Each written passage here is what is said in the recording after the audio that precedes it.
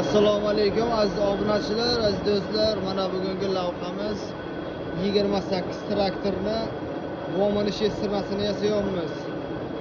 Mana shu 28 da vomini shestirmasi 500 оборот aylanadi. Shuni 700-750 оборот qilib beryapmiz.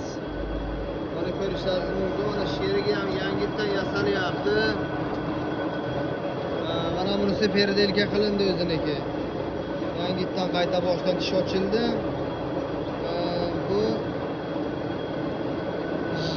nima uchun kerak deganlarga, bu Astona hozir ishgacha kunduzga press podborchik ishlatyapti-ku bolalar.